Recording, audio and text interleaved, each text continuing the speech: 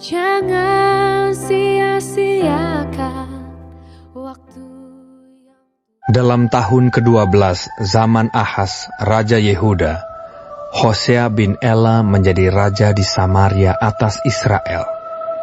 Ia memerintah 9 tahun lamanya. Ia melakukan apa yang jahat di mata Tuhan, tetapi bukan seperti raja-raja Israel yang mendahului dia. Salmaneser, Raja Asyur, maju melawan dia. Hosea takluk kepadanya, serta membayar upeti. Tetapi kedapatanlah oleh Raja Asyur, bahwa di pihak Hosea ada persepakatan, karena Hosea telah mengirimkan utusan-utusan kepada So, Raja Mesir, dan tidak mempersembahkan lagi upeti kepada Raja Asyur, seperti biasanya tahun demi tahun. Sebab itu Raja Asyur menangkap dia, dan membelenggu dia dalam penjara. Kemudian majulah Raja Asyur menjelajah seluruh negeri itu. Ia menyerang Samaria dan mengepungnya 3 tahun lamanya.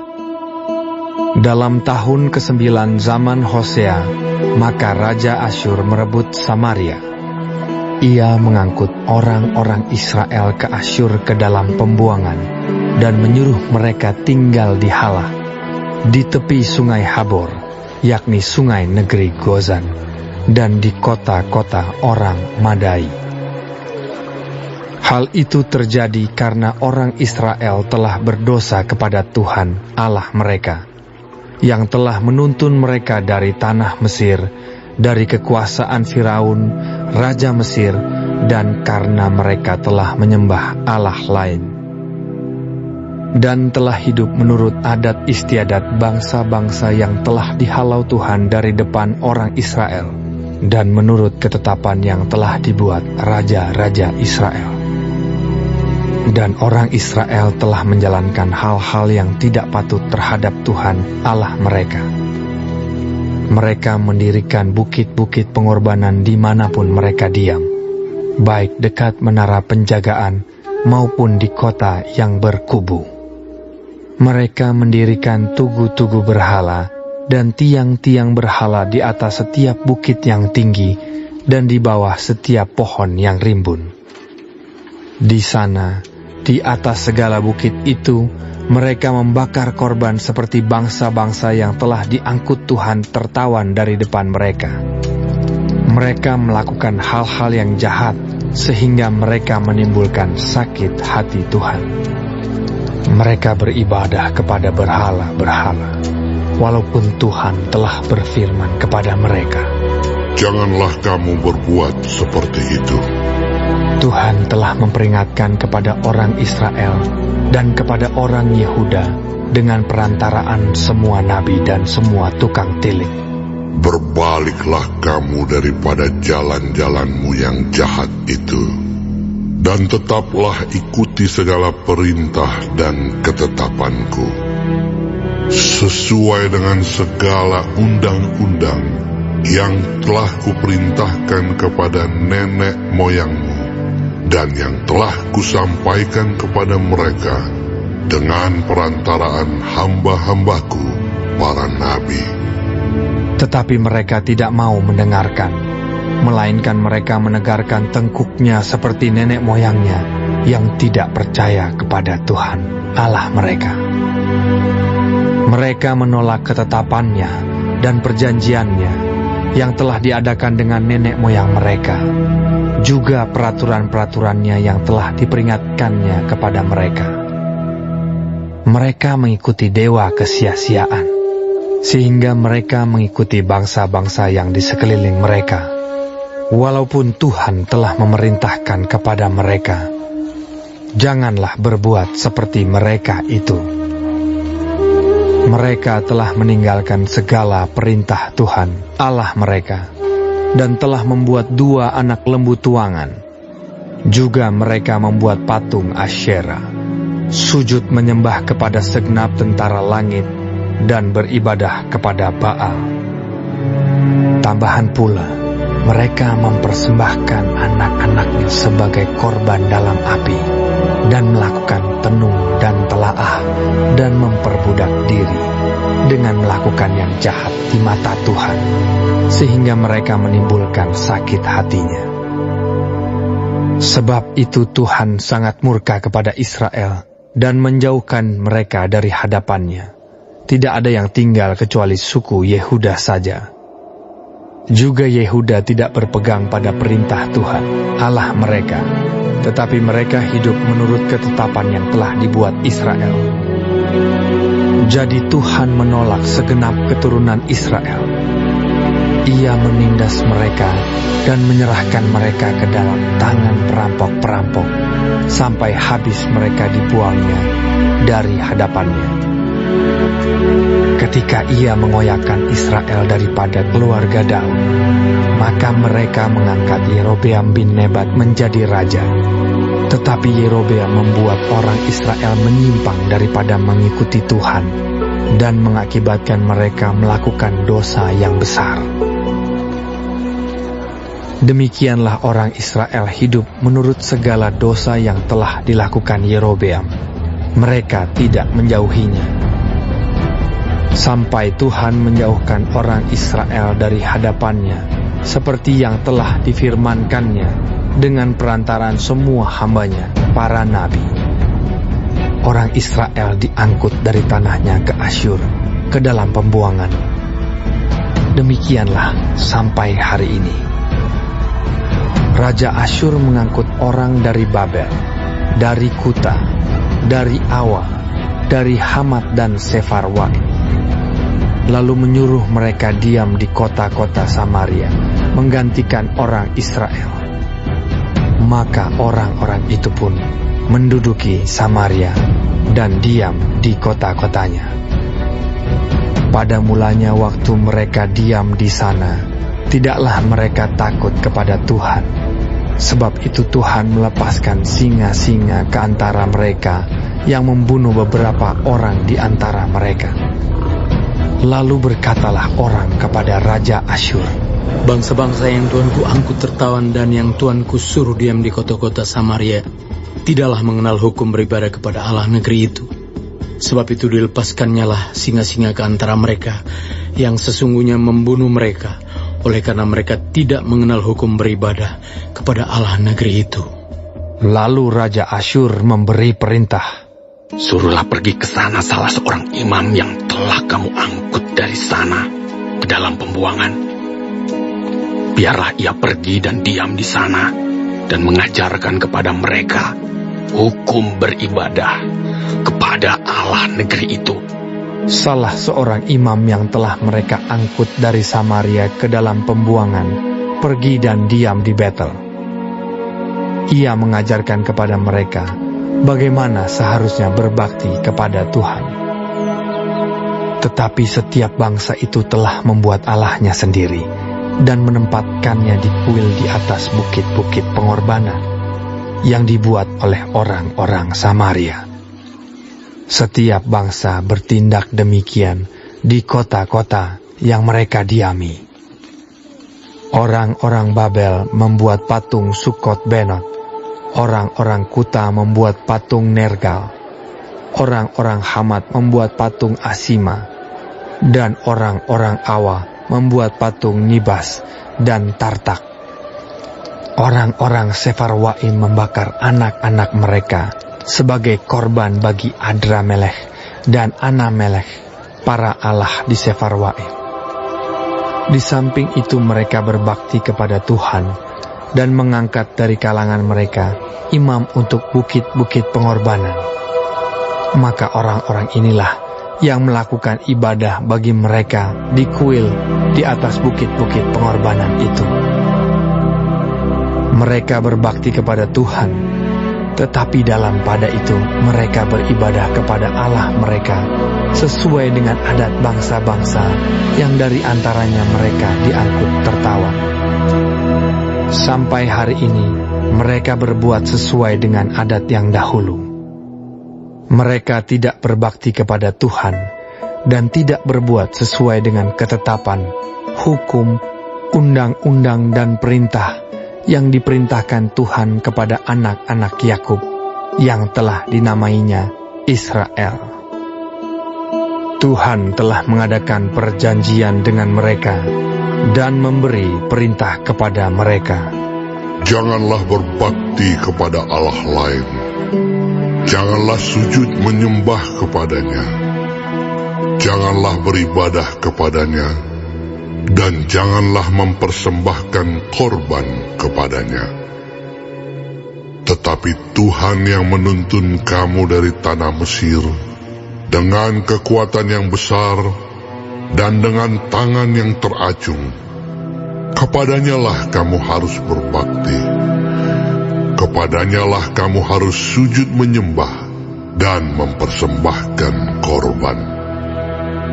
Tetapi kamu harus berpegang kepada ketetapan-ketetapan, peraturan-peraturan, hukum dan perintah yang telah ditulisnya bagimu, dengan melakukannya senantiasa dengan setia. Dan janganlah kamu berbakti kepada allah-allah lain.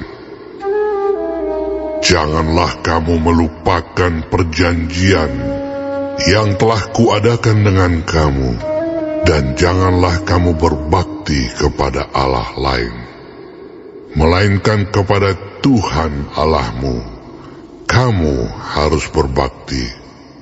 Maka Ia akan melepaskan kamu dari tangan semua musuhmu. Tetapi mereka tidak mau mendengarkan, melainkan mereka berbuat sesuai dengan adat mereka yang dahulu. Demikianlah bangsa-bangsa ini berbakti kepada Tuhan. Tetapi dalam pada itu, mereka beribadah juga kepada patung-patung mereka. Baik anak-anak mereka maupun cucu cicit mereka melakukan seperti yang telah dilakukan nenek moyang mereka sampai hari ini.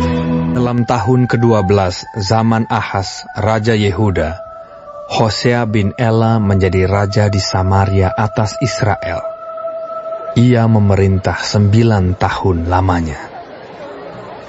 Ia melakukan apa yang jahat di mata Tuhan, tetapi bukan seperti raja-raja Israel yang mendahului dia. Salmaneser, Raja Asyur, maju melawan dia. Hosea takluk kepadanya, serta membayar upeti. Tetapi kedapatanlah oleh Raja Asyur bahwa di pihak Hosea ada persepakatan, karena Hosea telah mengirimkan utusan-utusan kepada So, Raja Mesir, dan tidak mempersembahkan lagi upeti kepada Raja Asyur, seperti biasanya tahun demi tahun. Sebab itu Raja Asyur menangkap dia dan membelenggu dia dalam penjara. Kemudian majulah Raja Asyur menjelajah seluruh negeri itu. Ia menyerang Samaria dan mengepungnya 3 tahun lamanya. Dalam tahun ke-9 zaman Hosea, maka Raja Asyur merebut Samaria. Ia mengangkut orang-orang Israel ke Asyur ke dalam pembuangan dan menyuruh mereka tinggal di Halah, di tepi sungai Habor, yakni sungai negeri Gozan, dan di kota-kota orang Madai. Hal itu terjadi karena orang Israel telah berdosa kepada Tuhan Allah mereka, yang telah menuntun mereka dari tanah Mesir, dari kekuasaan Firaun, Raja Mesir, dan karena mereka telah menyembah Allah lain, dan telah hidup menurut adat istiadat bangsa-bangsa yang telah dihalau Tuhan dari depan orang Israel, dan menurut ketetapan yang telah dibuat raja-raja Israel. Dan orang Israel telah menjalankan hal-hal yang tidak patut terhadap Tuhan Allah mereka. Mereka mendirikan bukit-bukit pengorbanan dimanapun mereka diam, baik dekat menara penjagaan maupun di kota yang berkubu. Mereka mendirikan tugu-tugu berhala dan tiang-tiang berhala di atas setiap bukit yang tinggi dan di bawah setiap pohon yang rimbun. Di sana, di atas segala bukit itu, mereka membakar korban seperti bangsa-bangsa yang telah diangkut Tuhan tertawan dari depan mereka. Mereka melakukan hal-hal yang jahat sehingga mereka menimbulkan sakit hati Tuhan. Mereka beribadah kepada berhala-berhala, walaupun Tuhan telah berfirman kepada mereka, "Janganlah kamu berbuat seperti itu." Tuhan telah memperingatkan kepada orang Israel dan kepada orang Yehuda dengan perantaraan semua nabi dan semua tukang tilik. Berbaliklah kamu daripada jalan-jalanmu yang jahat itu, dan tetaplah ikuti segala perintah dan ketetapanku, sesuai dengan segala undang-undang yang telah kuperintahkan kepada nenek moyangmu, dan yang telah kusampaikan kepada mereka dengan perantaraan hamba-hambaku, para nabi. Tetapi mereka tidak mau mendengarkan, melainkan mereka menegarkan tengkuknya seperti nenek moyangnya yang tidak percaya kepada Tuhan Allah mereka. Mereka menolak ketetapannya dan perjanjiannya yang telah diadakan dengan nenek moyang mereka, juga peraturan-peraturannya yang telah diperingatkannya kepada mereka.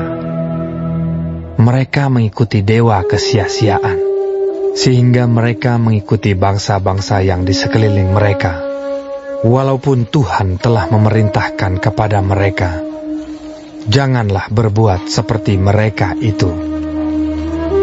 Mereka telah meninggalkan segala perintah Tuhan Allah mereka, dan telah membuat 2 anak lembu tuangan. Juga mereka membuat patung Asyera, sujud menyembah kepada segenap tentara langit, dan beribadah kepada Baal. Tambahan pula, mereka mempersembahkan anak-anaknya sebagai korban dalam api, dan melakukan tenung dan telaah, dan memperbudak diri dengan melakukan yang jahat di mata Tuhan, sehingga mereka menimbulkan sakit hatinya. Sebab itu Tuhan sangat murka kepada Israel dan menjauhkan mereka dari hadapannya. Tidak ada yang tinggal kecuali suku Yehuda saja.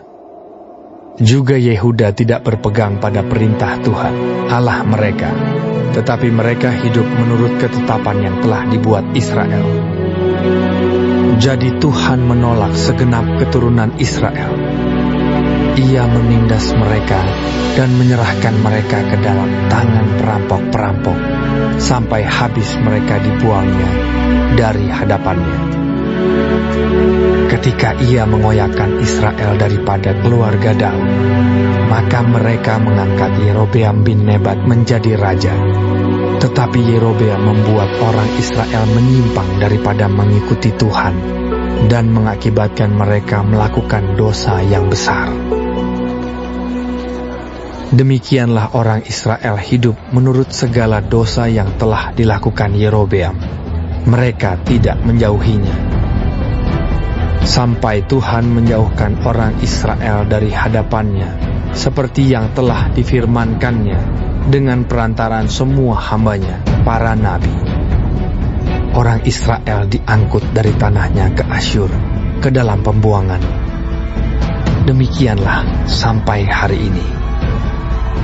Raja Asyur mengangkut orang dari Babel, dari Kuta, dari Awa, dari Hamat dan Sefarwak, lalu menyuruh mereka diam di kota-kota Samaria, menggantikan orang Israel. Maka orang-orang itu pun menduduki Samaria dan diam di kota-kotanya. Pada mulanya waktu mereka diam di sana, tidaklah mereka takut kepada Tuhan. Sebab itu Tuhan melepaskan singa-singa ke antara mereka, yang membunuh beberapa orang di antara mereka. Lalu berkatalah orang kepada Raja Asyur, "Bangsa-bangsa yang Tuanku angkut tertawan dan yang Tuanku suruh diam di kota-kota Samaria, tidaklah mengenal hukum beribadah kepada Allah negeri itu. Sebab itu dilepaskannyalah singa-singa ke antara mereka, yang sesungguhnya membunuh mereka, oleh karena mereka tidak mengenal hukum beribadah kepada Allah negeri itu." Lalu Raja Asyur memberi perintah, Suruhlah pergi ke sana salah seorang imam yang telah kamu angkut dari sana ke dalam pembuangan.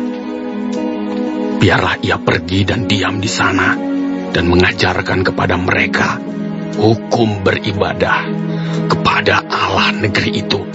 Salah seorang imam yang telah mereka angkut dari Samaria ke dalam pembuangan pergi dan diam di Betel. Ia mengajarkan kepada mereka bagaimana seharusnya berbakti kepada Tuhan.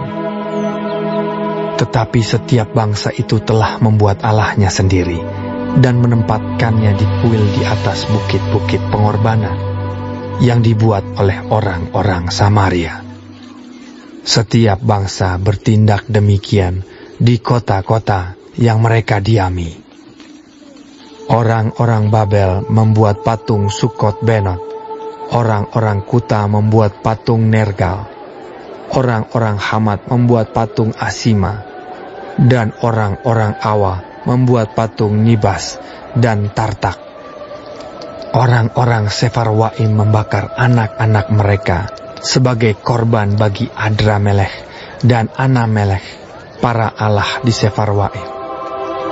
Di samping itu mereka berbakti kepada Tuhan dan mengangkat dari kalangan mereka imam untuk bukit-bukit pengorbanan. Maka orang-orang inilah yang melakukan ibadah bagi mereka di kuil di atas bukit-bukit pengorbanan itu. Mereka berbakti kepada Tuhan, tetapi dalam pada itu mereka beribadah kepada Allah mereka sesuai dengan adat bangsa-bangsa yang dari antaranya mereka diangkut tertawan.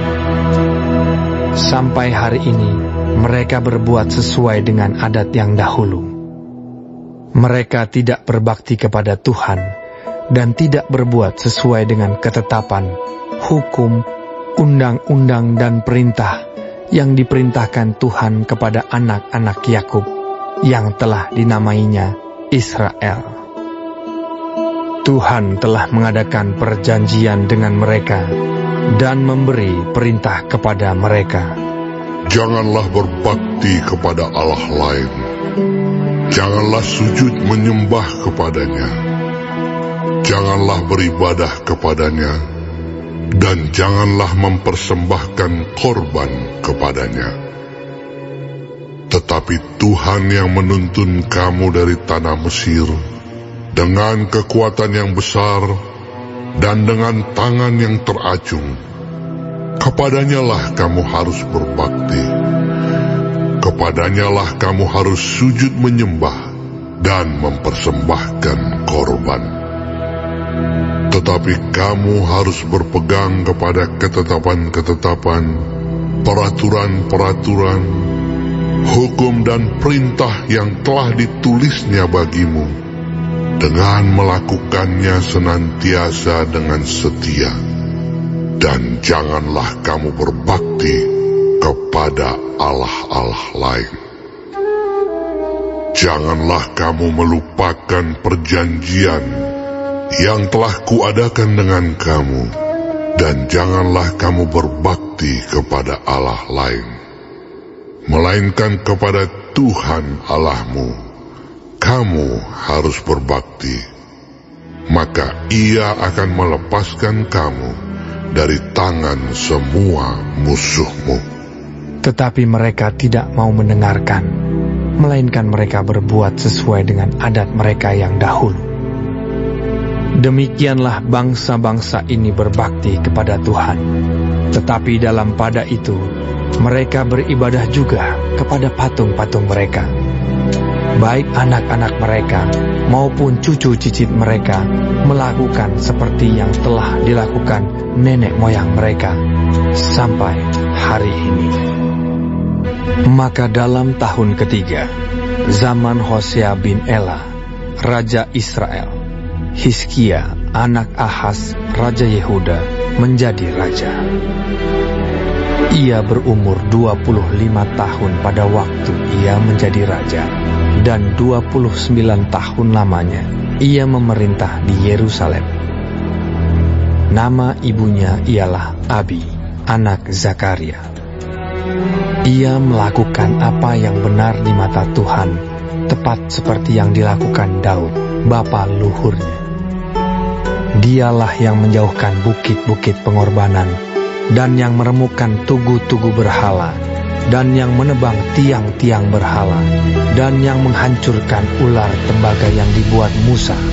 Sebab sampai pada masa itu, orang Israel memang masih membakar korban bagi ular itu yang namanya disebut Nehustan. Ia percaya kepada Tuhan, Allah Israel, dan di antara semua raja-raja Yehuda, baik yang sesudah dia maupun yang sebelumnya, tidak ada lagi yang sama seperti dia. Ia berpaut kepada Tuhan, tidak menyimpang daripada mengikuti dia, dan ia berpegang pada perintah-perintah Tuhan yang telah diperintahkannya kepada Musa. Maka Tuhan menyertai dia. Kemanapun juga ia pergi berperang, ia beruntung. Ia memberontak kepada Raja Asyur dan tidak lagi takluk kepadanya. Dialah yang mengalahkan orang Filistin sampai ke Gaza dan memusnahkan daerahnya, baik menara-menara penjagaan maupun kota-kota yang berkubu. Dalam tahun keempat zaman Raja Hizkia, itulah tahun ketujuh zaman Hosea bin Ela, Raja Israel, majulah Salmaneser, Raja Asyur, menyerang Samaria dan mengepungnya. Direbutlah itu sesudah lewat 3 tahun, dalam tahun ke-6 zaman Hizkia. Itulah tahun ke-9 zaman Hosea, Raja Israel, direbutlah Samaria. Raja Asyur mengangkut orang Israel ke dalam pembuangan ke Asyur dan menempatkan mereka di Halah pada sungai Habor, yakni sungai negeri Gozan, dan di kota-kota orang Madai. Oleh karena mereka tidak mau mendengarkan suara Tuhan, Allah mereka, dan melanggar perjanjiannya, yakni segala yang diperintahkan oleh Musa, hamba Tuhan.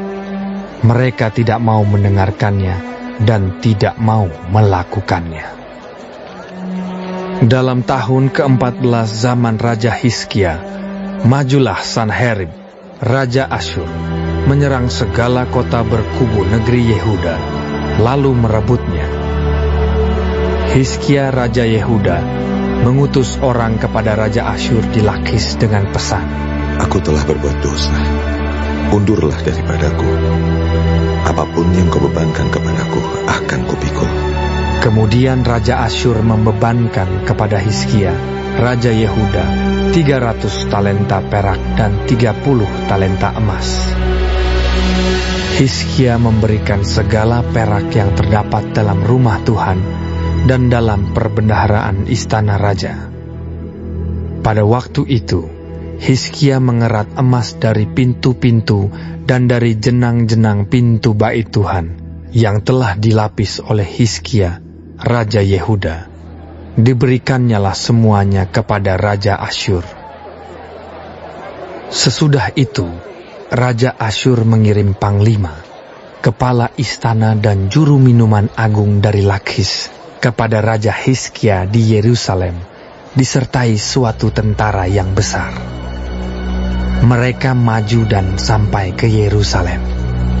Setelah mereka maju dan sampai di situ, mereka mengambil tempat dekat saluran kolam atas yang di jalan raja pada padang tukang penatu. Dan ketika mereka memanggil-manggil kepada raja, keluarlah mendapatkan mereka Eliakim bin Hilkia, kepala istana, dan Sebna, panitera negara, serta Yoah bin Asaf, bendahara negara. Lalu berkatalah juru minuman agung kepada mereka, "Baiklah, katakan kepada Hizkia, beginilah kata Raja Agung, Raja Asyur. Kepercayaan macam apakah yang kau pegang ini? Kau kira bahwa hanya ucapan bibir saja dapat merupakan siasat dan kekuatan untuk perang? Sekarang, kepada siapa engkau berharap? Maka engkau memberontak terhadap aku. Sesungguhnya, engkau berharap kepada tongkat bambu yang patah terkulai itu, yaitu Mesir, yang akan menusuk dan menembus tangan orang yang bertopang kepadanya. Begitulah keadaan Firaun, Raja Mesir, bagi semua orang yang berharap kepadanya. Dan apabila kamu berkata kepadaku, kami berharap kepada Tuhan Allah kami, bukankah Dia itu yang bukit-bukit pengorbanannya dan mesbah-mesbahnya telah dijauhkan oleh Hizkia, sambil berkata kepada Yehuda dan Yerusalem, di depan mesbah yang di Yerusalem inilah kamu harus sujud menyembah. Maka sekarang baiklah bertaruh dengan tuanku Raja Asyur. Aku akan memberikan 2.000 ekor kuda kepadamu, jika engkau sanggup memberikan dari pihakmu orang-orang yang mengendarainya. Bagaimanakah mungkin engkau memukul mundur satu orang perwira tuanku yang paling kecil? Padahal engkau berharap kepada Mesir dalam hal kereta dan orang-orang berkuda. Sekarang pun, adakah di luar kehendak Tuhan aku maju melawan tempat ini untuk memusnahkannya? Tuhan telah berfirman kepadaku, majulah menyerang negeri itu dan musnahkanlah itu. Lalu berkatalah Eliakim bin Hilkia, Sebna dan Yoah kepada juru minuman agung, Silahkan berbicara dalam bahasa Aram kepada hamba-hambamu ini, sebab kami mengerti. Tetapi janganlah berbicara dengan kami dalam bahasa Yehuda, sambil didengar oleh rakyat yang ada di atas tembok. Tetapi juru minuman agung berkata kepada mereka, adakah tuanku mengutus aku untuk mengucapkan perkataan-perkataan ini hanya kepada tuanmu dan kepadamu saja? Bukankah juga kepada orang-orang yang di atas tembok, yang memakan tainya dan meminum air kencingnya bersama-sama dengan kamu? Kemudian berdirilah juru minuman agung, dan berserulah ia dengan suara nyaring dalam bahasa Yehuda. Ia berkata, dengarlah perkataan Raja Agung, Raja Asyur. Beginilah kata Raja, janganlah Hizkia memperdayakan kamu, sebab ia tidak sanggup melepaskan kamu dari tanganku. Janganlah Hizkia mengajak kamu berharap kepada Tuhan dengan mengatakan, tentulah Tuhan akan melepaskan kita, dan kota ini tidak akan diserahkan ke dalam tangan Raja Asyur. Janganlah dengarkan Hizkia, sebab beginilah kata Raja Asyur, adakanlah perjanjian penyerahan dengan aku, dan datanglah keluar kepadaku.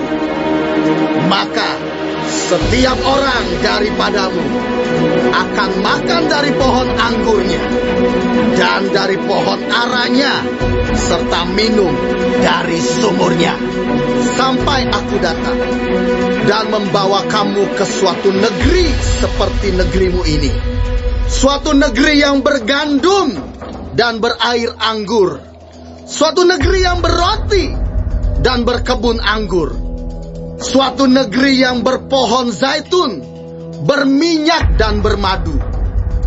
Dengan demikian, kamu hidup dan tidak mati.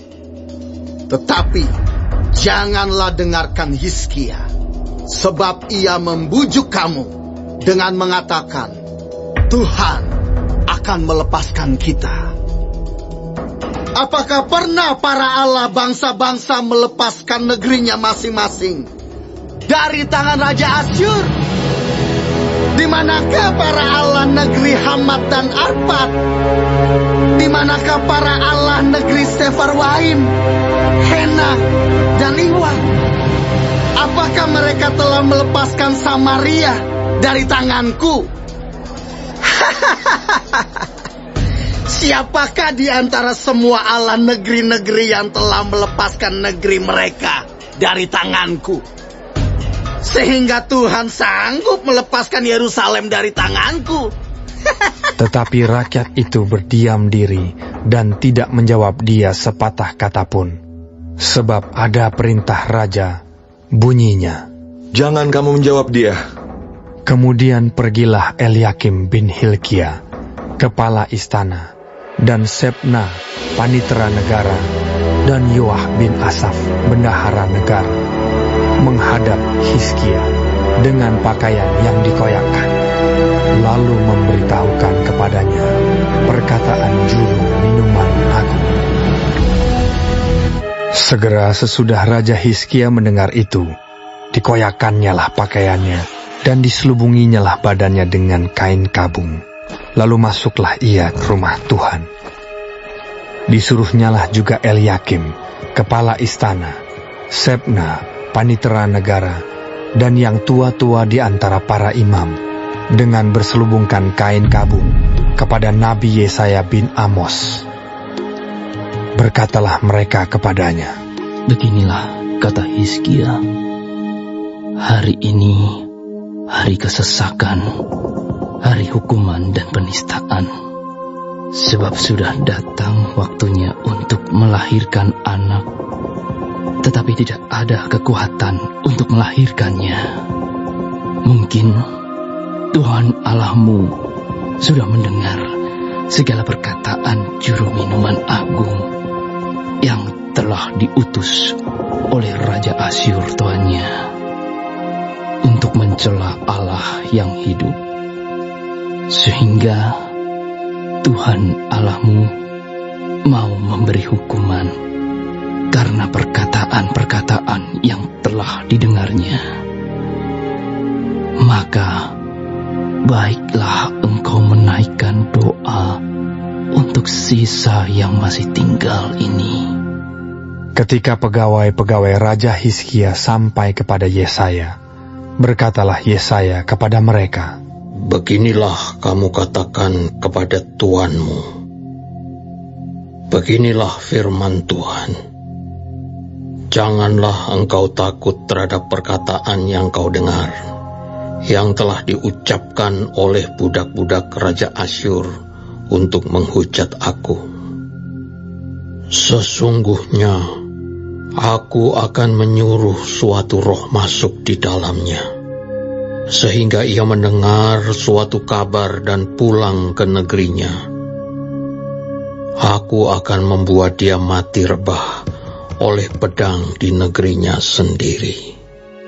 Ketika juru minuman agung pulang, didapatinyalah Raja Asyur berperang melawan Libna, sebab sudah didengarnya bahwa raja telah berangkat dari Lakis. Dalam pada itu, raja mendengar tentang Tirhaka, raja Ethiopia, berita yang demikian, "Sesungguhnya ia telah keluar berperang melawan engkau." Maka disuruhnyalah kembali utusan-utusan kepada Hizkia dengan pesan, "Beginilah harus kamu katakan kepada Hizkia, Raja Yehuda. Janganlah Allahmu yang kau percaya itu memperdayakan engkau dengan menjanjikan Yerusalem tidak akan diserahkan ke tangan Raja Asyur. Sesungguhnya engkau ini telah mendengar tentang yang dilakukan Raja-Raja Asyur kepada segala negeri, yakni bahwa mereka telah menumpasnya. Masakan engkau ini akan dilepaskan? Sudahkah para Allah dari bangsa-bangsa yang telah dimusnahkan oleh nenek moyangku dapat melepaskan mereka, yakni Kusan, Haran, Rezef, dan Bani Eden yang ditelasar?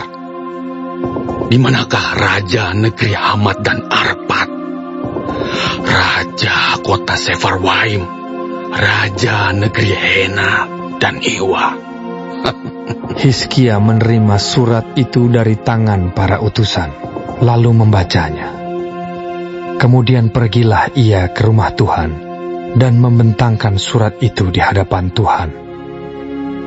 Hizkia berdoa di hadapan Tuhan dengan berkata, "Ya Tuhan, Allah Israel, yang bertata di atas kerubi.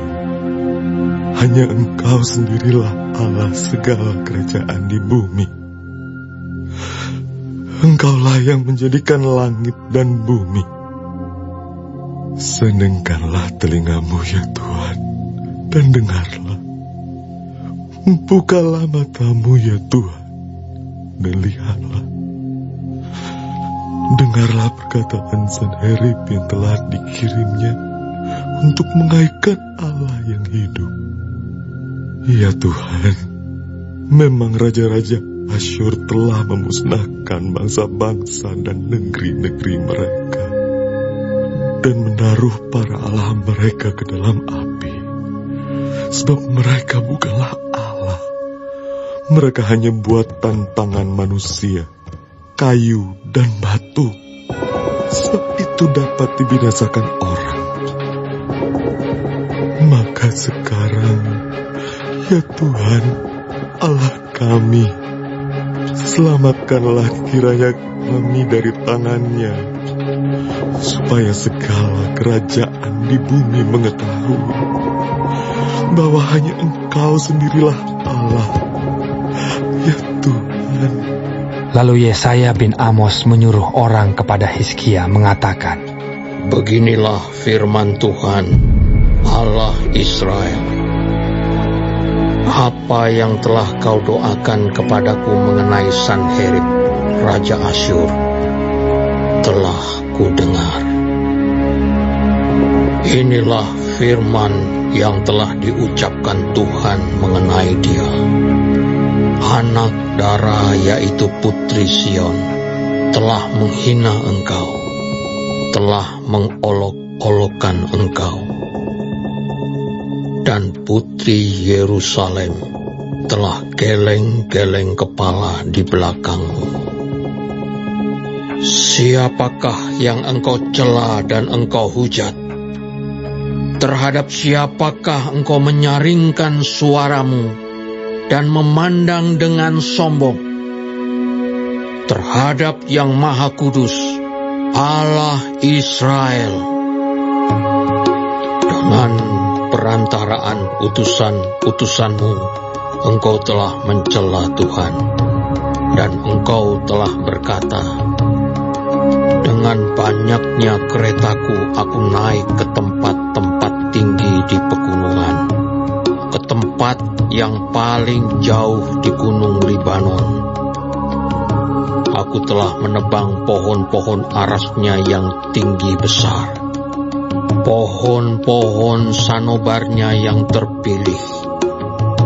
Aku telah masuk ke tempat permalaman yang paling ujung, ke hutan pohon-pohonannya yang lebat. Aku ini telah menggali air dan telah minum air asing, dan aku telah mengeringkan dengan telapak kakiku segala sungai di Mesir. Bukankah telah kau dengar bahwa aku telah menentukannya dari jauh hari dan telah merancangnya pada zaman purbakala? Sekarang aku mewujudkannya, bahwa engkau membuat sunyi senyap kota-kota yang berkubu menjadi timbunan batu, sedang penduduknya yang tak berdaya menjadi terkejut dan malu. Mereka menjadi seperti tumbuh-tumbuhan di padang dan seperti rumput hijau, seperti rumput di atas sotoh atau gandum yang layu sebelum ia masak. Aku tahu jika engkau bangun atau duduk, jika keluar atau masuk, atau jika engkau mengamuk terhadap aku. Oleh karena engkau telah mengamuk terhadap aku, dan kata-kata keangkuhanmu telah naik sampai ke telingaku, maka aku akan menaruh kelikirku pada hidungmu dan kekangku pada bibirmu. dan aku akan memulangkan engkau melalui jalan dari mana engkau datang. Dan inilah yang akan menjadi tanda bagimu, hai Hizkia. Dalam tahun ini orang makan apa yang tumbuh sendiri, dan dalam tahun yang kedua apa yang tumbuh dari tanaman yang pertama. Tetapi dalam tahun yang ketiga menaburlah kamu, menuai, membuat kebun anggur dan memakan buahnya.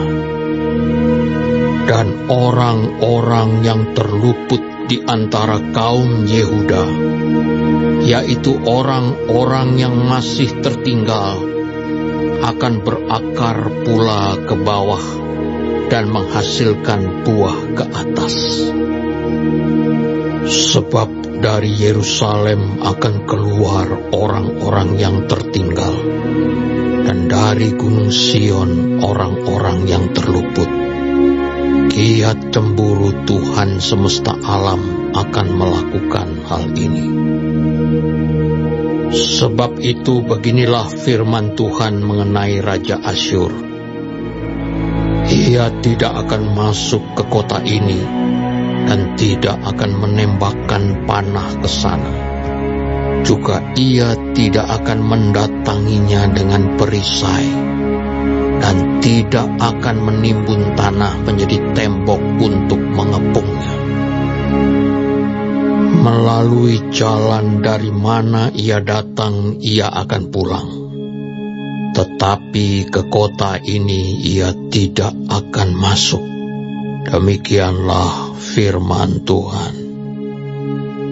Dan aku akan memagari kota ini untuk menyelamatkannya, oleh karena aku dan oleh karena Daud hambaku. Maka pada malam itu keluarlah malaikat Tuhan, lalu dibunuhnyalah 185.000 orang di dalam perkemahan Asyur. Keesokan harinya pagi-pagi tampaklah semuanya bangkai orang-orang mati belaka. Sebab itu berangkatlah Sanherib Raja Asyur dan pulang, lalu tinggallah ia di Niniwe. Pada suatu kali ketika ia sujud menyembah di dalam kuil Nisroh, Allahnya, maka Adramelech dan Sarezer anak-anaknya membunuh dia dengan pedang. Dan mereka meloloskan diri ke tanah Ararat. Kemudian Esarhadon anaknya menjadi raja menggantikan dia. Pada hari-hari itu, Hizkia jatuh sakit dan hampir mati. Lalu datanglah Nabi Yesaya bin Amos dan berkata kepadanya, Beginilah firman Tuhan. Sampaikanlah pesan terakhir kepada keluargamu, sebab engkau akan mati, tidak akan sembuh lagi. Lalu Hizkia memalingkan mukanya ke arah dinding, dan ia berdoa kepada Tuhan. Tuhan, ingatlah kiranya bahwa aku telah hidup di hadapan-Mu dengan setia dan dengan tulus hati, dan bahwa aku telah melakukan apa yang baik di mata-Mu. Kemudian menangislah Hizkia dengan sangat. Tetapi Yesaya belum lagi keluar dari pelataran tengah. Tiba-tiba datanglah firman Tuhan kepadanya. Baliklah dan katakanlah kepada Hizkia, raja umatku. Beginilah firman Tuhan, Allah Daud, bapa leluhurmu. Telah kudengar doamu dan telah kulihat air matamu. Sesungguhnya aku akan menyembuhkan engkau. Pada hari yang ketiga, engkau akan pergi ke rumah Tuhan. Aku akan memperpanjang hidupmu 15 tahun lagi, dan aku akan melepaskan engkau dan kota ini dari tangan Raja Asyur. Aku akan memagari kota ini oleh karena aku dan oleh karena Daud hambaku. Kemudian berkatalah Yesaya, ambillah sebuah kue ara. Lalu orang mengambilnya dan ditaruh pada barah itu, maka sembuhlah ia. Sebelum itu, Hizkia telah berkata kepada Yesaya, apakah yang akan menjadi tanda bahwa Tuhan akan menyembuhkan aku, dan bahwa aku akan pergi ke rumah Tuhan pada hari yang ketiga? Yesaya menjawab, inilah yang akan menjadi tanda bagimu dari Tuhan, bahwa Tuhan akan melakukan apa yang telah dijanjikannya. Akan majukah bayang-bayang itu 10 tapak, atau akan mundur 10 tapak? Hizkia berkata, itu perkara ringan bagi bayang-bayang itu untuk memanjang 10 tapak. Sebaliknya, biarlah bayang-bayang itu mundur ke belakang 10 tapak. Lalu berserulah Nabi Yesaya kepada Tuhan. Maka dibuatnyalah bayang-bayang itu mundur ke belakang 10 tapak. Yang sudah dijalani bayang-bayang itu pada penunjuk matahari buatan Ahaz. Pada waktu itu, Merodak Baladan bin Baladan, Raja Babel, menyuruh orang membawa surat dan pemberian kepada Hizkia, sebab telah didengarnya bahwa Hizkia sakit tadinya. Hizkia bersukacita atas kedatangan mereka, lalu diperlihatkannyalah kepada mereka segenap gedung harta bendanya, emas dan perak, rempah-rempah dan minyak yang berharga, gedung persenjataannya, dan segala yang terdapat dalam perbendaharaannya. Tidak ada barang yang tidak diperlihatkan Hizkia kepada mereka di istananya dan di seluruh daerah kekuasaannya. Kemudian datanglah Nabi Yesaya kepada Raja Hizkia dan bertanya kepadanya, apakah yang telah dikatakan orang-orang ini? Dan dari manakah mereka datang? Jawab Hizkia, mereka datang dari negeri yang jauh, dari Babel. Lalu tanyanya lagi, apakah yang telah dilihat mereka di istanamu? Jawab Hizkia, semua yang ada di istanaku telah mereka lihat. Tidak ada barang yang tidak kuperlihatkan kepada mereka di perbendaharaanku. Lalu Yesaya berkata kepada Hizkia, dengarkanlah firman Tuhan. Sesungguhnya suatu masa akan datang, bahwa segala yang ada dalam istanamu dan yang disimpan oleh nenek moyangmu sampai hari ini akan diangkut ke Babel. Tidak ada barang yang akan ditinggalkan. Demikianlah firman Tuhan. Dan dari keturunanmu yang akan kau peroleh, akan diambil orang untuk menjadi sida-sida di istana Raja Babel. Hizkia menjawab kepada Yesaya, sungguh baik firman Tuhan yang kau ucapkan itu. Tetapi pikirnya, asal ada damai dan keamanan seumur hidupku. Selebihnya dari riwayat Hizkia, segala kepahlawanannya, dan bagaimana ia membuat kolam dan saluran air, dan mengalirkan air ke dalam kota. Bukankah semuanya itu tertulis dalam kitab sejarah Raja-Raja Yehuda? Kemudian Hizkia mendapat perhentian bersama-sama dengan nenek moyangnya. Maka Manasye, anaknya, menjadi raja menggantikan dia.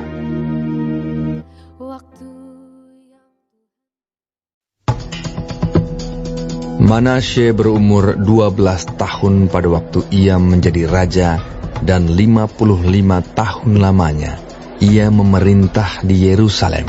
Nama ibunya ialah Hefzibah. Ia melakukan apa yang jahat di mata Tuhan, sesuai dengan perbuatan keji bangsa-bangsa yang telah dihalau Tuhan dari depan orang Israel. Ia mendirikan kembali bukit-bukit pengorbanan yang telah dimusnahkan oleh Hizkia ayahnya. Ia membangun mesbah-mesbah untuk Baal, membuat patung Asyera seperti yang dilakukan Ahab, raja Israel, dan sujud menyembah kepada segenap tentara langit dan beribadah kepadanya. Ia mendirikan mesbah-mesbah di rumah Tuhan, walaupun sehubungan dengan rumah itu, Tuhan telah berfirman, Di Yerusalem, aku akan menaruh namaku. Dan ia mendirikan juga mesbah-mesbah bagi segenap tentara langit di kedua pelataran rumah Tuhan. Bahkan, ia mempersembahkan anaknya sebagai korban dalam api, melakukan ramal dan telaah, dan menghubungi para pemanggil arwah dan para pemanggil roh peramal. Ia melakukan banyak yang jahat di mata Tuhan, sehingga ia menimbulkan sakit hatinya. Ia menaruh juga patung Asyera yang telah dibuatnya dalam rumah, walaupun sehubungan dengan rumah itu, Tuhan telah berfirman kepada Daud dan kepada Salomo anaknya, Dalam rumah ini dan di Yerusalem, yang telah kupilih dari antara segala suku Israel, aku akan menaruh namaku untuk selama-lamanya. Aku tidak akan membiarkan bangsa Israel lagi dibawa keluar dari tanah yang telah kuberikan kepada nenek moyang mereka, asal saja mereka tetap berbuat tepat seperti yang telah kuperintahkan kepada mereka, dan tepat menurut hukum yang telah diperintahkan kepada mereka oleh hambaku Musa. Tetapi mereka tidak mau mendengarkan, dan Manasye menyesatkan mereka, sehingga mereka melakukan yang jahat lebih daripada bangsa-bangsa yang telah dipunahkan Tuhan dari hadapan orang Israel. Kemudian berfirmanlah Tuhan dengan perantaraan para hambanya, yakni para nabi. Oleh karena Manasye, Raja Yehuda, telah melakukan kekejian-kekejian ini, berbuat jahat lebih daripada segala yang telah dilakukan oleh orang Amori yang mendahului dia, dan dengan berhala-berhalanya, ia telah mengakibatkan orang Yehuda berdosa pula. Sebab itu beginilah firman Tuhan Allah Israel. Sesungguhnya aku akan mendatangkan malapetaka atas Yerusalem dan Yehuda, sehingga setiap orang yang mendengarnya akan bising kedua telinganya. Dan aku akan merentangkan atas Yerusalem tali pengukur sama seperti atas Samaria, dan tali unting-unting sama seperti atas keluarga Ahab. Dan aku akan menghapuskan Yerusalem seperti orang menghapus pinggan, yakni habis dihapus, dibalikkan pula menungging. Aku akan membuangkan sisa milik pusakaku, dan akan menyerahkan mereka ke dalam tangan musuh-musuh mereka, sehingga mereka menjadi jarahan dan menjadi rampasan bagi semua musuh mereka. Oleh karena mereka telah melakukan apa yang jahat di mataku, dan dengan demikian mereka menimbulkan sakit hatiku, mulai dari hari nenek moyang mereka keluar dari Mesir sampai hari ini. Lagi pula, Manasye mencurahkan darah orang yang tidak bersalah sedemikian banyak, hingga dipenuhinya Yerusalem dari ujung ke ujung, belum termasuk dosa-dosanya yang mengakibatkan orang Yehuda berdosa pula, dengan berbuat apa yang jahat di mata Tuhan. Selebihnya dari riwayat Manasye, segala yang dilakukannya dan dosa-dosa yang diperbuatnya, bukankah semuanya itu tertulis dalam kitab sejarah raja-raja Yehuda? Kemudian Manasye mendapat perhentian bersama-sama dengan nenek moyangnya, dan ia dikuburkan di taman istananya, di taman Uza. Maka Amon, anaknya, menjadi raja menggantikan dia. Amon berumur 22 tahun pada waktu ia menjadi raja, dan 2 tahun lamanya ia memerintah di Yerusalem. Nama ibunya ialah Mesulemet binti Harus dari Yotba. Ia melakukan apa yang jahat di mata Tuhan, seperti yang telah dilakukan Manasye ayahnya.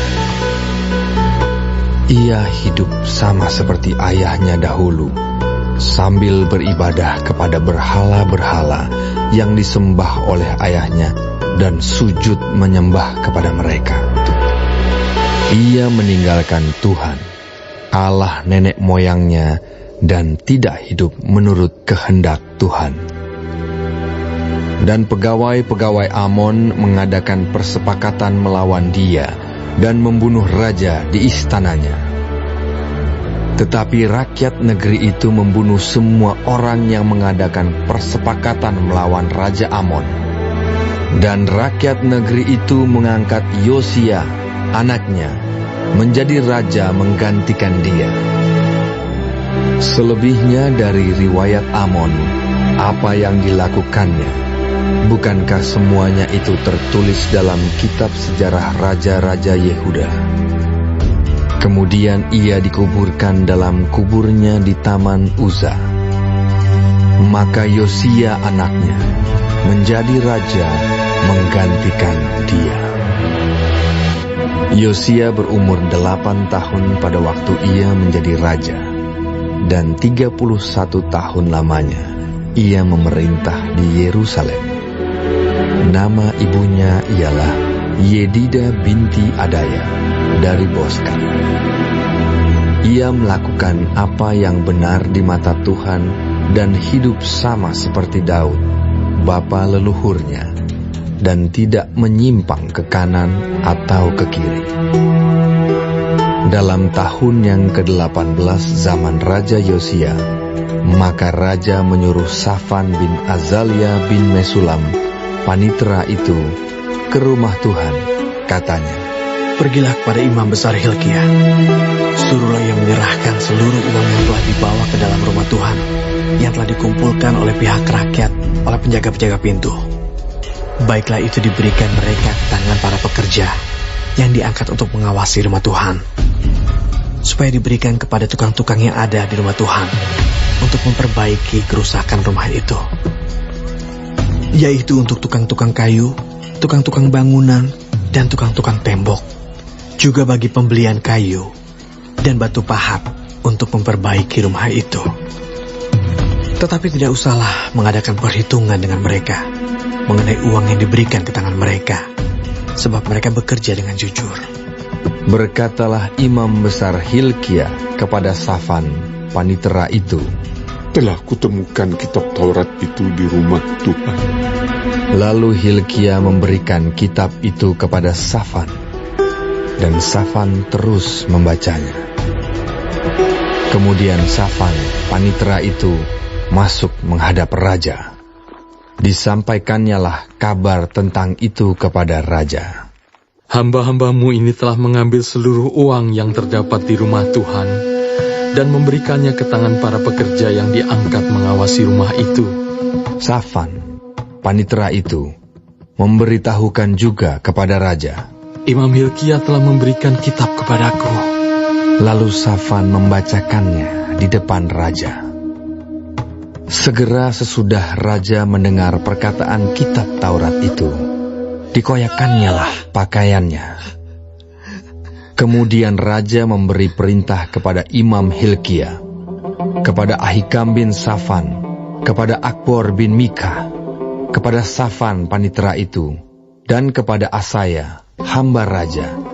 Katanya, "Pergilah, mintalah petunjuk Tuhan bagiku, bagi rakyat, bagi seluruh Yehuda, tentang perkataan kitab yang ditemukan ini. Sebab hebat kehangatan murka Tuhan yang bernyala-nyala terhadap kita. Oleh karena nenek moyang kita yang tidak mendengarkan perkataan kitab ini dengan berbuat tepat seperti yang tertulis di dalamnya." Maka pergilah Imam Hilkia, Ahikam, Akbor, Safan dan Asaya kepada Nabiah Hulda, istri seorang yang mengurus pakaian-pakaian, yaitu Salum bin Tikwa bin Harhas.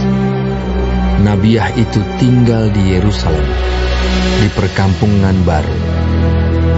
Mereka memberitakan semuanya kepadanya. Perempuan itu menjawab mereka, "Beginilah firman Tuhan Allah Israel. Katakanlah kepada orang yang menyuruh kamu kepadaku. Beginilah firman Tuhan.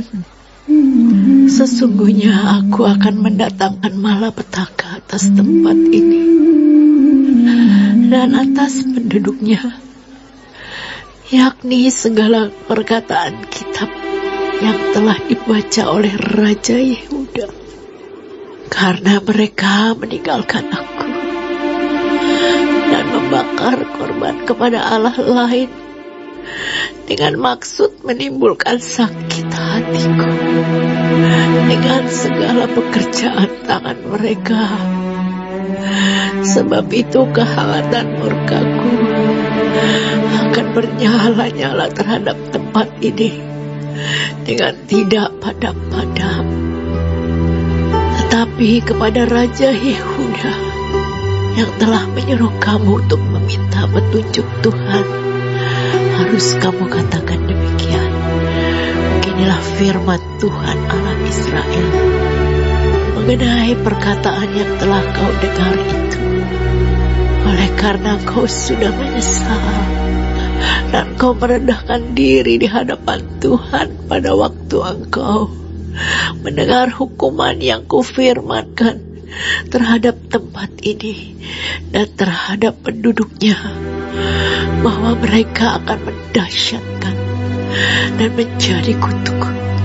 Dan oleh karena engkau mengoyakkan pakaianmu dan menangis di hadapanku, aku pun telah mendengarnya. Demikianlah firman Tuhan.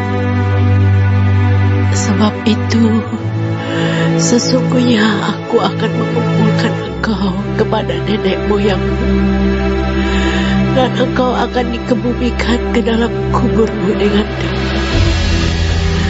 Dan matamu tidak akan melihat segala malapetaka yang akan kudatangkan atas tempat ini. Lalu mereka menyampaikan jawab itu kepada raja.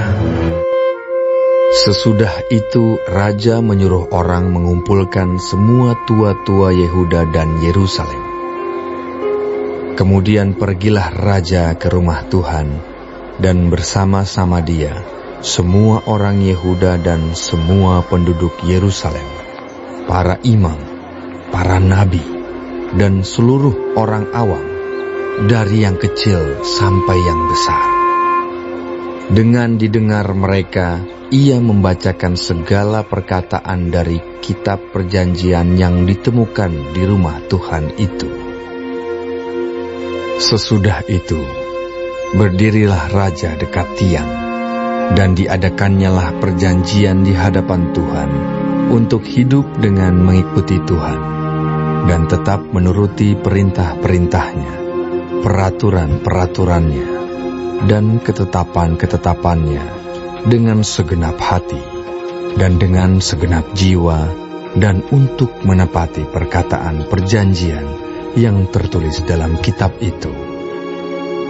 Dan seluruh rakyat turut mendukung perjanjian itu. Raja memberi perintah kepada imam besar Hilkia dan kepada para imam tingkat 2 dan kepada para penjaga pintu untuk mengeluarkan dari bait Tuhan segala perkakas yang telah dibuat untuk Baal dan Asyera dan untuk segala tentara langit. Lalu dibakarnyalah semuanya itu di luar kota Yerusalem, di padang-padang Kidron, dan diangkutnyalah abunya ke Betel. Ia memberhentikan para imam dewa asing yang telah diangkat oleh raja-raja Yehuda untuk membakar korban di bukit pengorbanan di kota-kota Yehuda dan di sekitar Yerusalem. Juga orang-orang yang membakar korban untuk Baal, untuk dewa matahari, untuk dewa bulan, untuk rasi-rasi bintang, dan untuk segenap tentara langit. Dibawanyalah tiang-tiang berhala dari rumah Tuhan keluar kota Yerusalem ke sungai Kidron. Lalu dibakarnya di situ dan ditumbuknya halus-halus menjadi abu. Kemudian dicampakkannyalah abunya ke atas kuburan rakyat jelata. Ia merobohkan petak-petak pelacuran bakti yang ada di rumah Tuhan, tempat orang-orang perempuan bertenun sarung untuk Asyera. Disuruhnyalah datang semua imam dari kota-kota Yehuda. Lalu ia menajiskan bukit-bukit pengorbanan, tempat para imam itu membakar korban, dari Geba sampai Bersheba. Dirobohkannya pula bukit-bukit pengorbanan di pintu-pintu gerbang yang ada dekat lobang pintu gerbang Yosua, penguasa kota itu, yang ada pada sebelah kiri kalau orang memasuki pintu gerbang kota itu. Tetapi para imam bukit-bukit pengorbanan itu tidak boleh naik ke mezbah Tuhan di Yerusalem. Hanya mereka boleh memakan roti yang tidak beragi di tengah-tengah saudara-saudara mereka. Ia menajiskan juga Tofet yang ada di lembah Ben Hinnom, supaya jangan orang mempersembahkan anak-anaknya sebagai korban dalam api untuk dewa Moloch. Dibuangnyalah kuda-kuda yang ditaruh oleh raja-raja Yehuda untuk dewa matahari di pintu masuk ke rumah Tuhan, dekat bilik Natan Melech, pegawai istana yang tinggal di gedung samping. Juga kereta-kereta dewa matahari dibakarnya dengan api. Mezbah-mezbah yang ada di atas Sotoh, tempat peranginan Ahaz, yang dibuat oleh raja-raja Yehuda, dan mezbah-mezbah yang dibuat Manasye di kedua pelataran rumah Tuhan, dirobohkan oleh raja dan diremukkan di sana. Lalu dicampakkannya abunya ke sungai Kidron. Bukit-bukit pengorbanan yang ada di sebelah timur Yerusalem, di sebelah selatan bukit kebusukan, dan yang didirikan oleh Salomo, Raja Israel, untuk Asitoret, dewa kejijikan sembahan orang Sidon, dan untuk Kamos, dewa kejijikan sembahan Moab, dan untuk Milkom, dewa kekejian sembahan orang Amon, dinajiskan oleh raja. Ia memecahkan tugu-tugu berhala dan menebang tiang-tiang berhala. Lalu ditimbuninya tempat-tempat itu penuh dengan tulang-tulang manusia. Juga mezbah yang ada di Betel bukit pengorbanan yang dibuat oleh Yerobeam bin Nebat yang mengakibatkan orang Israel berdosa. Mesbah dan bukit pengorbanan itu pun dirobohkannya, dan batu-batunya dipecahkannya. Lalu ditumbuknya halus-halus menjadi abu, dan dibakarnyalah tiang berhala. Dan ketika Yosia berpaling, dilihatnyalah kuburan-kuburan yang ada di gunung di sana. Lalu menyuruh orang mengambil tulang-tulang dari kuburan-kuburan itu, membakarnya di atas mesbah dan menajiskannya, sesuai dengan firman Tuhan yang telah diserukan oleh abdi Allah yang telah menyerukan hal-hal ini. Ia berkata, "Apakah tanda keramat yang kulihat ini?" Lalu orang-orang di kota itu menjawab dia, "Itulah kuburan abdi Allah yang sudah datang dari Yehuda, dan yang telah menyerukan segala hal yang telah kau lakukan terhadap mesbah Betel ini." Lalu katanya, "Biarkanlah itu. Janganlah ada orang yang menjamah tulang-tulangnya." Jadi mereka tidak mengganggu tulang-tulangnya dan tulang-tulang nabi yang telah datang dari Samaria itu.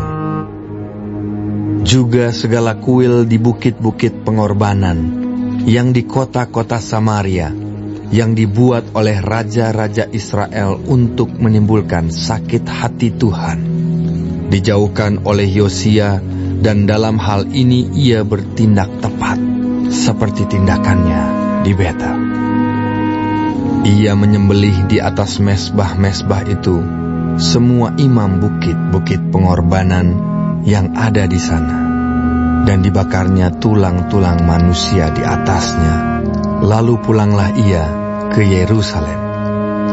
Kemudian raja memberi perintah kepada seluruh bangsa itu, "Rayakanlah Paskah bagi Tuhan Allahmu, seperti yang tertulis dalam kitab perjanjian ini."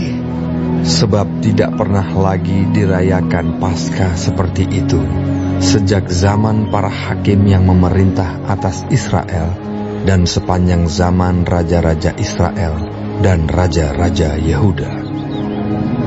Tetapi barulah dalam tahun ke-18 zaman Raja Yosia, Paskah ini dirayakan bagi Tuhan di Yerusalem. Para pemanggil arwah dan para pemanggil roh peramal, juga terafim, berhala-berhala, dan segala dewa kejijikan yang terlihat di tanah Yehuda dan di Yerusalem, dihapuskan oleh Yosia dengan maksud menepati perkataan Taurat yang tertulis dalam kitab yang telah didapati oleh Imam Hilkia di rumah Tuhan. Sebelum dia, tidak ada raja seperti dia yang berbalik kepada Tuhan dengan segenap hatinya, dengan segenap jiwanya, dan dengan segenap kekuatannya, sesuai dengan segala Taurat Musa. Dan sesudah dia, tidak ada bangkit lagi yang seperti dia. Tetapi Tuhan tidak beralih dari murkanya yang sangat bernyala-nyala itu, yang telah bangkit terhadap Yehuda, oleh karena segala sakit hatinya yang ditimbulkan Manasye. Lalu berfirmanlah Tuhan, juga orang Yehuda akan kujauhkan dari hadapanku, seperti aku menjauhkan orang Israel. Dan aku akan membuang kota yang kupilih ini, yakni Yerusalem dan rumah ini, walaupun aku telah berfirman tentangnya, namaku akan tinggal di sana. Selebihnya dari riwayat Yosia dan segala yang dilakukannya, bukankah semuanya itu tertulis dalam kitab sejarah raja-raja Yehuda? Dalam zamannya itu, majulah Firaun Neko, raja Mesir, melawan raja Asyur di tepi sungai Efrat. Raja Yosia pergi menghadapi dia, tetapi Firaun membunuhnya di Megido segera sesudah ia melihatnya. Pegawai-pegawainya mengangkut mayatnya dengan kereta dari Megido dan membawanya ke Yerusalem. kemudian mereka menguburkannya dalam kuburnya sendiri. Maka rakyat negeri itu menjemput Yoahas, anak Yosia, mengurapi dia dan mengangkat dia menjadi raja menggantikan ayahnya. Yoahas berumur 23 tahun pada waktu ia menjadi raja, dan 3 bulan lamanya ia memerintah di Yerusalem. Nama ibunya ialah Hamutal binti Yeremia dari Libna. Ia melakukan apa yang jahat di mata Tuhan, tepat seperti yang dilakukan oleh nenek moyangnya. Firaun Neko mengurung dia di Ribla, di tanah Hamat, supaya jangan ia memerintah di Yerusalem. Lagi Firaun membebankan kepada negeri itu denda sebesar 100 talenta perak dan 10 talenta emas. Firaun Neko mengangkat Elyakim, anak Yosia, menjadi raja menggantikan Yosia, ayahnya, dan menukar namanya dengan Yoyakim. Tetapi Yoahas dibawanya. Yoahas tiba di Mesir dan mati di sana. Yoyakim memberi emas dan perak itu kepada Firaun, tetapi ia menarik pajak dari negeri supaya dapat memberi uang itu sesuai dengan titah Firaun. Ia menagih emas dan perak itu dari rakyat negeri, dari setiap orang menurut jumlah ketetapan pajaknya, untuk memberikannya kepada Firaun Neko. Yoyakim berumur 25 tahun pada waktu ia menjadi raja, dan 11 tahun lamanya ia memerintah di Yerusalem. Nama ibunya ialah Sebuda binti Pedaya dari Rumah. Ia melakukan apa yang jahat di mata Tuhan, tepat seperti yang dilakukan oleh nenek moyangnya. Dalam zamannya majulah berperang Nebukadnezar, Raja Babel. Lalu Yoyakim menjadi takluk kepadanya 3 tahun lamanya.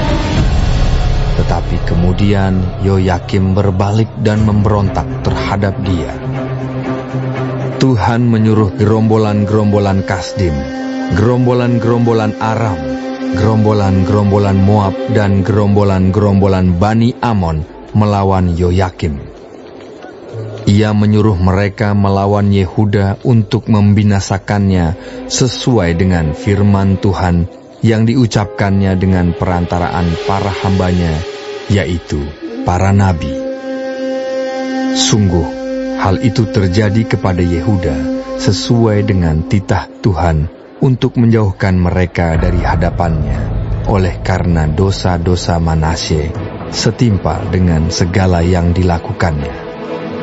Dan juga oleh karena darah orang yang tidak bersalah yang telah ditumpahkannya, sebab ia telah membuat Yerusalem penuh dengan darah orang yang tidak bersalah, dan Tuhan tidak mau mengampuninya. Selebihnya dari riwayat Yoyakim dan segala yang dilakukannya, bukankah semuanya itu tertulis dalam kitab sejarah raja-raja Yehuda? Kemudian Yoyakim mendapat perhentian bersama-sama dengan nenek moyangnya. Maka Yoyakim, anaknya, menjadi raja menggantikan dia. Raja Mesir tidak lagi keluar berperang dari negerinya, sebab Raja Babel telah merebut segala yang termasuk wilayah Raja Mesir, mulai dari sungai Mesir sampai ke sungai Efrat. Yoyakin berumur 18 tahun pada waktu ia menjadi raja, dan 3 bulan lamanya ia memerintah di Yerusalem. Nama ibunya ialah Nehusta binti Elnatan dari Yerusalem. Ia melakukan apa yang jahat di mata Tuhan, tepat seperti yang dilakukan ayahnya. Pada waktu itu, majulah orang-orang Nebukadnezar, Raja Babel, menyerang Yerusalem dan kota itu dikepung. Juga Nebukadnezar, Raja Babel, datang menyerang kota itu, sedang orang-orangnya mengepungnya. Lalu keluarlah Yoyakin, Raja Yehuda mendapatkan Raja Babel. Ia sendiri, ibunya, pegawai-pegawainya, para pembesarnya, dan pegawai-pegawai istananya.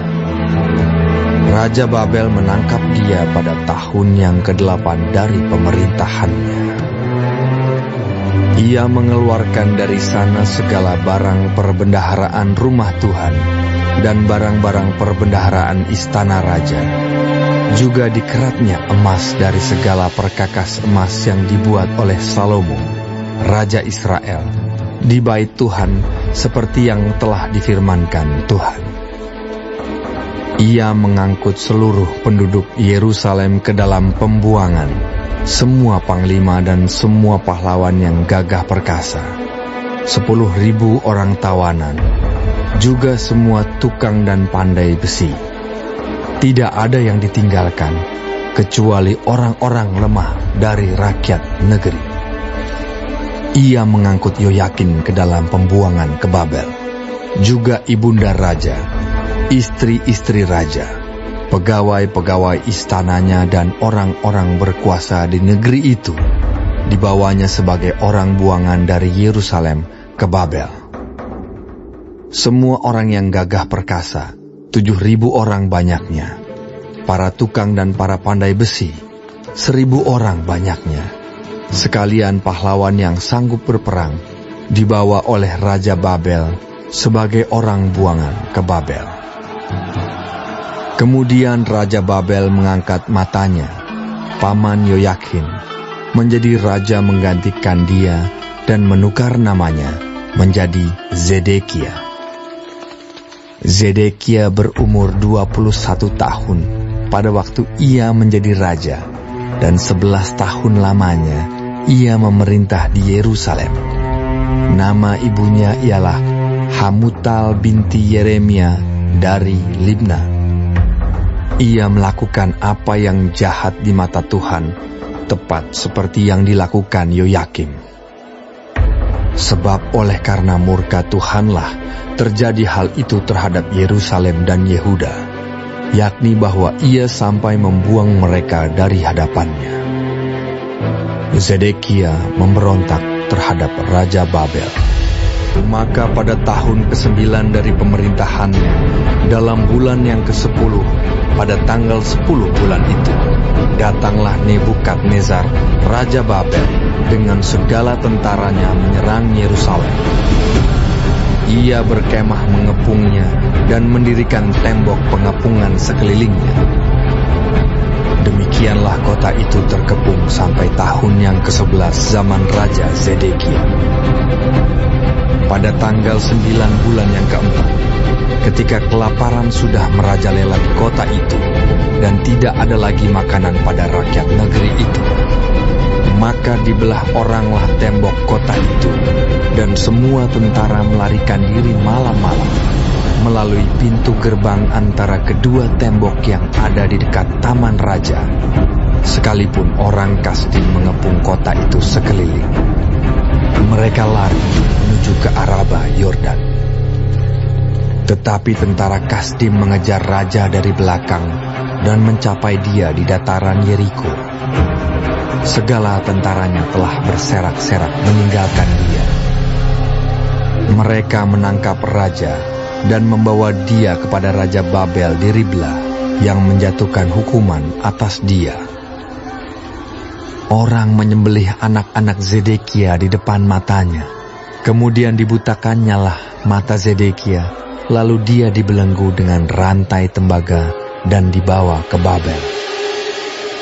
Dalam bulan yang kelima pada tanggal 7 bulan itu, itulah tahun ke-19 zaman Raja Nebukadnezar Raja Babel, datanglah Nebuzaradan, kepala pasukan pengawal, pegawai Raja Babel, ke Yerusalem. Ia membakar rumah Tuhan, rumah raja, dan semua rumah di Yerusalem. Semua rumah orang-orang besar dibakarnya dengan api. Tembok sekeliling kota Yerusalem dirobohkan oleh semua tentara Kasdim yang ada bersama-sama dengan kepala pasukan pengawal itu. sisa-sisa rakyat yang masih tinggal di kota itu, dan para pembelot yang menyeberang ke pihak Raja Babel, dan sisa-sisa kalayak ramai diangkut ke dalam pembuangan oleh Nebuzaradan, kepala pasukan pengawal itu. Hanya beberapa orang miskin dari negeri itu ditinggalkan oleh kepala pasukan pengawal itu untuk menjadi tukang-tukang kebun anggur dan peladang-peladang. Juga tiang-tiang tembaga yang ada di rumah Tuhan, dan kereta penopang dan laut tembaga yang ada di rumah Tuhan dipecahkan oleh orang Kasdim, dan tembaganya diangkut mereka ke Babel. Kuali-kuali, penyodok-penyodok, pisau-pisau dan cawan-cawan, dan segala perkakas tembaga yang dipakai untuk menyelenggarakan kebaktian diambil mereka. Juga perbaraan-perbaraan dan bokor-bokor penyiraman, baik segala yang dari emas maupun segala yang dari perak, diambil oleh kepala pasukan pengawal itu. Adapun kedua tiang laut yang satu itu, kereta penopang yang dibuat oleh Salomo untuk rumah Tuhan, tiada tertimbang tembaga segala perkakas ini. 18 hasta tingginya tiang yang satu, dan di atasnya ada ganja dari tembaga. Tinggi ganja itu 3 hasta, dan jala-jala dan buah-buah delima ada di atas ganja itu sekeliling. Semuanya itu tembaga. Dan seperti itu juga tiang yang kedua, disertai jala-jala. Lalu kepala pasukan pengawal itu menangkap Seraya, imam kepala, dan Zefanya, imam tingkat 2, dan ketiga orang penjaga pintu. Dari kota itu ditangkapnya seorang pegawai istana yang diangkat mengepalai tentara, dan 5 orang pelayan pribadi raja yang terdapat di kota itu, dan panitera panglima tentara yang mengerahkan rakyat negeri menjadi tentara, dan 60 orang dari rakyat negeri yang terdapat di kota itu. Nebuzaradan, kepala pasukan pengawal, menangkap mereka dan membawa mereka kepada Raja Babel di Ribla. Lalu Raja Babel menyuruh membunuh mereka di Ribla, di tanah Hamat. Demikianlah orang Yehuda diangkut ke dalam pembuangan dari tanahnya. Tentang rakyat yang masih tinggal di tanah Yehuda, yang ditinggalkan oleh Nebukadnezar, Raja Babel, diangkatnyalah atas mereka Gedalia bin Ahikam bin Safan. Ketika semua panglima tentara dengan orang-orangnya mendengar bahwa Raja Babel telah mengangkat Gedalia, maka pergilah mereka kepada Gedalia ke Mispa, yaitu Ismael bin Netanya, Yohanan bin Kareah, Seraya bin Tanhumet, orang Netofa itu, dan Yaazania, anak seorang Maakah, bersama dengan anak buahnya. Lalu bersumpahlah Gedalia kepada mereka dan anak buah mereka, katanya kepada mereka, "Janganlah kamu takut terhadap pegawai-pegawai orang Kasdim itu. Tinggallah di negeri ini dan takluklah kepada Raja Babel, maka keadaanmu akan menjadi baik." Tetapi dalam bulan yang ke-7 datanglah Ismael bin Netanya bin Elisama, seorang yang asalnya dari keturunan raja, dan 10 orang bersama-sama dengan dia. Mereka membunuh Gedalia dan orang-orang Yehuda dan orang-orang Kasdim yang ada bersama-sama dengan dia di Mispa. Maka bangkitlah seluruh rakyat, dari yang kecil sampai yang besar, serta panglima-panglima tentara, lalu larilah mereka ke Mesir, sebab mereka takut terhadap orang Kasdim itu. Kemudian dalam tahun ke-37 sesudah Yoyakim, Raja Yehuda dibuang, dalam bulan yang ke-12, pada tanggal 27 bulan itu, maka Ewil Merodah, Raja Babel, dalam tahun ia menjadi raja, menunjukkan belas kasihannya kepada Yoyakin, Raja Yehuda dengan melepaskannya dari penjara. Ewil Merodah berbicara baik-baik dengan dia dan memberi kedudukan kepadanya lebih tinggi daripada kedudukan raja-raja yang bersama-sama dengan dia di Babel. Ia boleh mengganti pakaian penjaranya dan boleh selalu makan roti di hadapan raja selama hidupnya.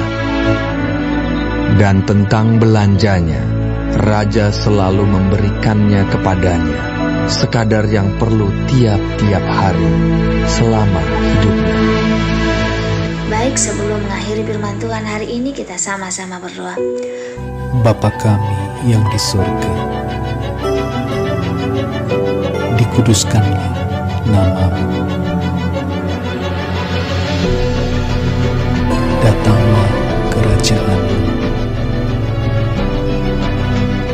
Jadilah kehendak-Mu di bumi seperti di surga. Berikanlah kami pada hari ini makanan kami yang secukupnya, dan ampunilah kami akan kesalahan kami, seperti kami juga mengampuni orang yang bersalah kepada kami. Dan janganlah membawa kami ke dalam pencobaan, tetapi lepaskanlah kami daripada yang jahat, karena Engkaulah yang empunya kerajaan dan kuasa dan kemuliaan sampai selama-lamanya. Amin. Terima kasih pemirsa telah mendengarkan firman Tuhan hari ini. Sampai ketemu besok hari. Terima kasih. Tuhan memberkati.